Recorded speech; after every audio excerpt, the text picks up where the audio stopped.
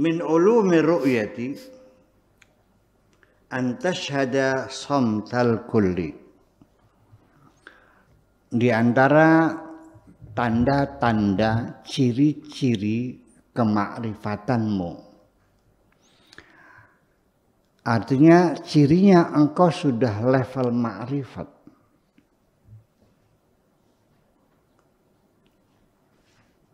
Makrifat apa? Ru'yah. Ru'yah itu eyewitness, kesaksian langsung, melihat.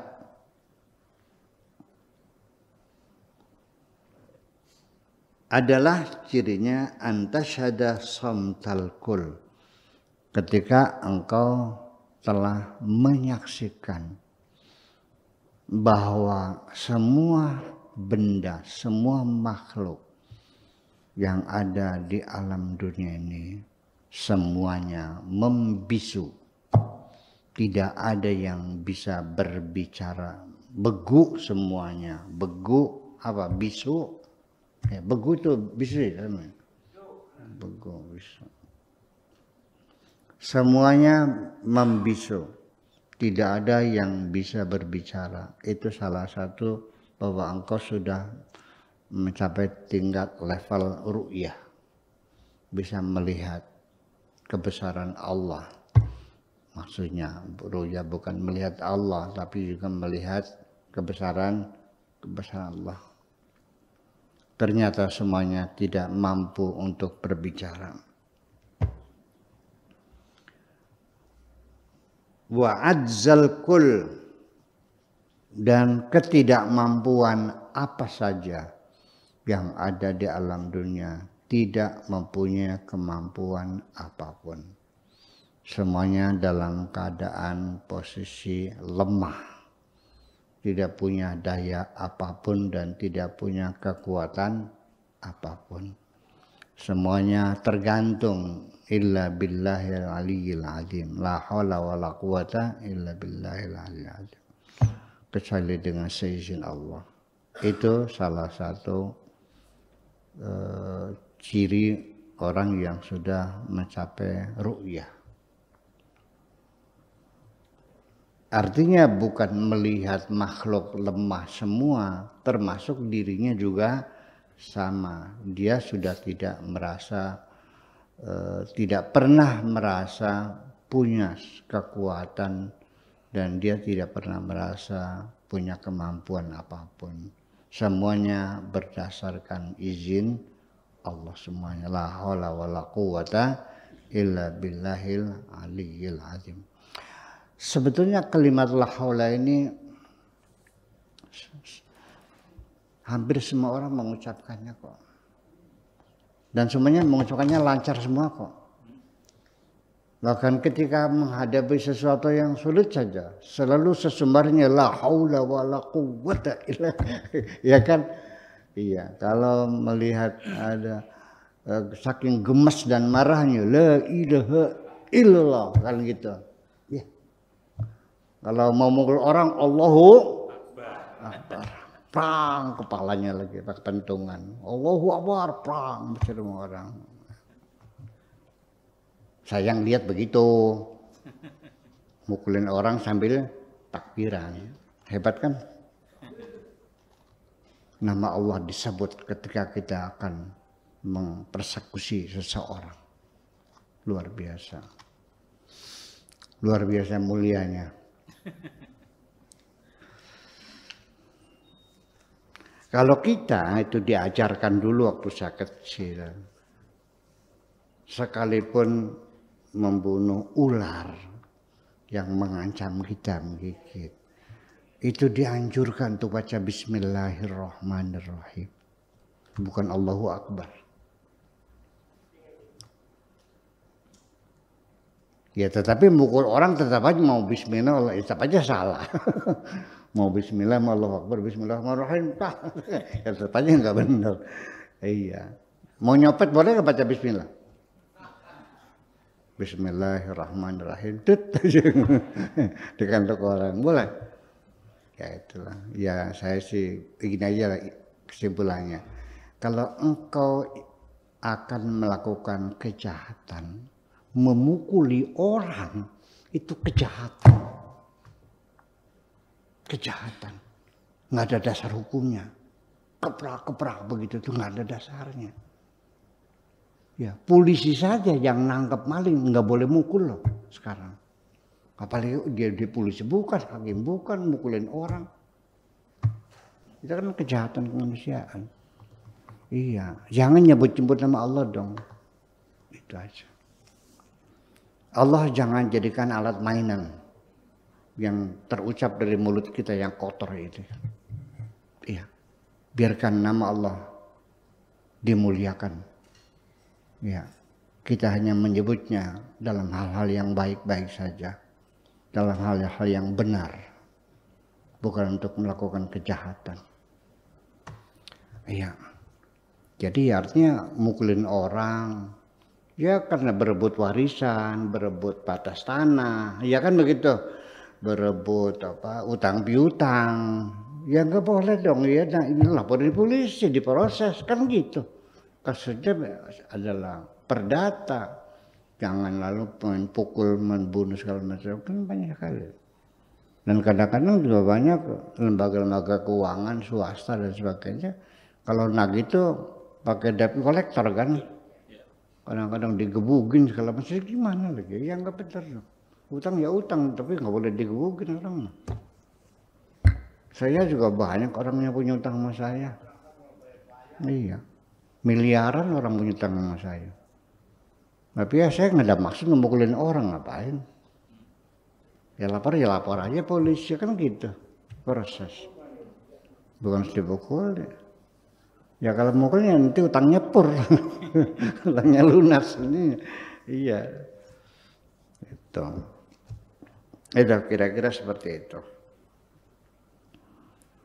Jadi ketidakmampuan semacam itu harus kita sadari. Ajal kul wa min ulumil hijab, dan diantara ciri-ciri hati kita terhijab. Kalau tadi hati kita terbuka bisa melihat cirinya itu. Nah sekarang ketika hati kita tertutup, pikiran kita terkunci, apa ciri-cirinya?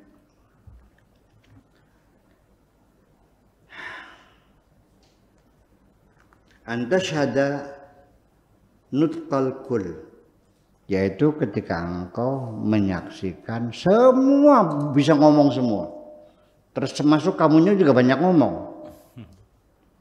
apa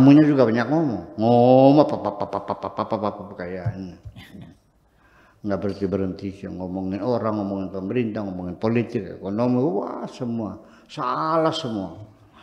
Ngomongin orang sholat, ini bid'ah, ini musyrik, ini wah. Orang sudah sholat kok diributin sih, yang bid'ah segala macam. Ngurusin itu yang belum sholat tuh. Ini ngurak-ngurak orang yang sudah sholat kok. Betul enggak? Yang sudah sholat yang dibikin gaduh. Yang Fatihahnya jangan baca basmalah, langsung alhamdulillah saja. Yang tidak usah baca usolli, yang tidak usah baca kunut, yang salawatnya tidak boleh sayyidina, harus Muhammad saja. Ini gimana lagi orang ini? Dan itu dalam perasaan dirinya berdakwah begitu. Membuat kegaduhan, membuat pertengkaran di tengah masyarakat, itu diyakininya itulah cara dakwah. Betul nggak begitu? Betul nggak begitu? Menurut penglihatan mata saya, kalau tidak salah, kalau salah ya mohon maaf lah. Berdakwah itu kepada orang yang belum memeluk agama, ya kan gitu. Kita dekati, kasih Indomie, kasih beras, kasih baju, bagi-bagi sarung, kan begitu caranya. Bukan bawa pentungan. Ya kalau bawa pentungan pada lari. Agama A berdakwahnya dengan Indomie, dengan beras, dengan obat-obatan, ya dengan beasiswa, dengan ini agama A. Agama B dakwahnya bawa pentungan, ngobrak-ngabrik rumah pelacuran, ngobrak-abrik perjudian, ya kan, menjerit-jerit di jalan sambil takbir. Dalam pertarungannya yang menang mana di kemudian hari? A atau B?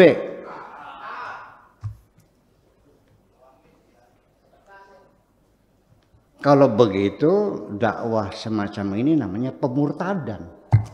Orang malah jadi murtad. Ngeri kan?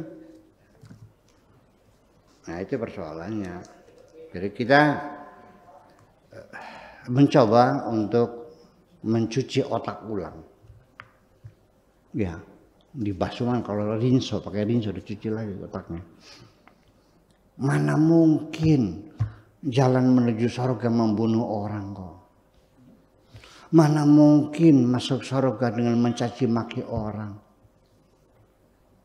Nggak usah di akhirat, di dunia saja. Kalau orang mulutnya tukang mencaci maki orang, ngejelek-jelekin orang, banyak temennya enggak? Ya iya. Orang juga nyebelin jasanya tuh. Iya.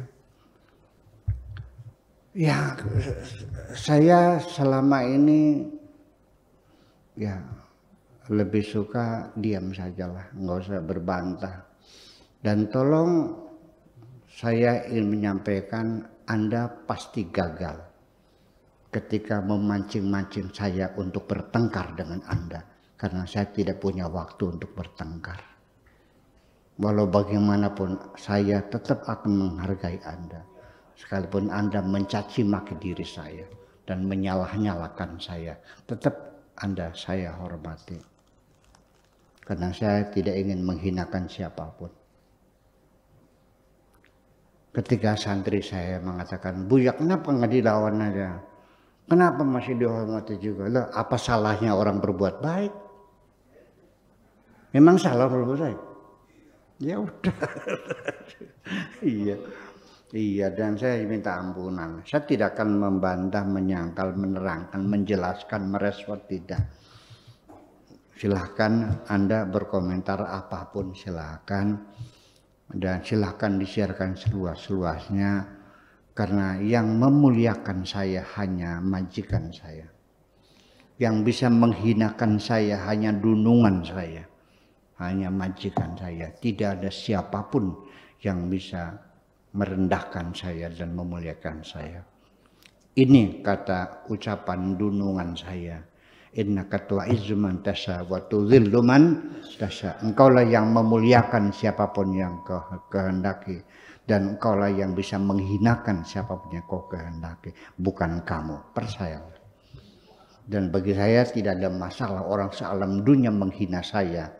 Asal aku disanjung oleh Tuhanku, selesai semuanya. Itu aja. Paham? Paham? Iya, itulah yang jadi masalah di antara sifat-sifat yang apa namanya orang itu yang hanya terhijab, itu karena masih melihat semua bisa berbicara. Wa qadratul kun, dan masih melihat semua berkuasa. Dikiranya orang bisa merendahkan saya, menghinakan saya. Tidak. Tidak ada yang punya kemampuan untuk menghinakan saya. Ketika Anda masih meyakini bahwa orang-orang yang bisa memuliakan Buya Sakur, Anda keliru, Anda berarti masih terhijab. Yakinilah bahwa yang mampu memuliakan saya hanya Tuhan saya. Itu. Kalau Anda masih yakin orang masih bisa menghinakan, orang bisa memuliakan, orang punya kemampuan, hatimu masih terhijab. Masih takut sama orang enggak? Masih terhijab. Masih takut hantu enggak? Iya, takut sama rampok enggak? Takut sama begal enggak? Iya, rasa takut selalu menyelimuti diri kita. Dari takut halusinasi, takut ilusi, takut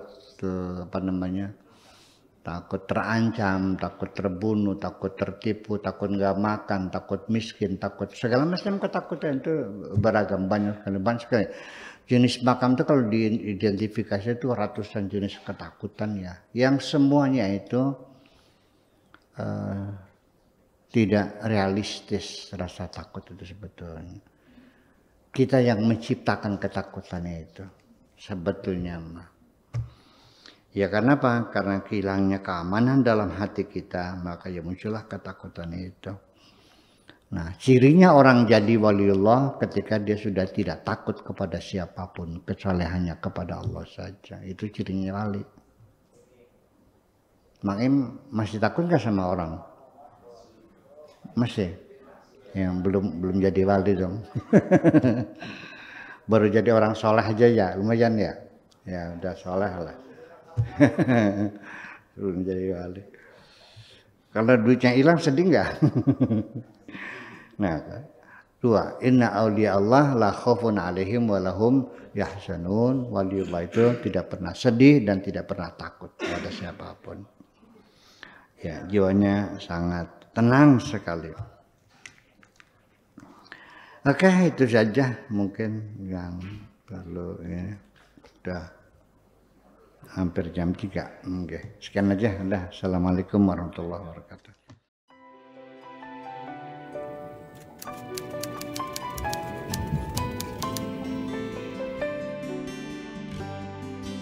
Aku hanya ingin berbagi kebahagiaan dan tidak menggurui siapapun. Terlalu sulit bagiku untuk menyalahkan siapapun. Akan tetapi apabila ada orang yang ingin mengisi raporku, tentu aku sangat gembira sekali. Dan kujamin aku tidak akan sakit hati sedikit.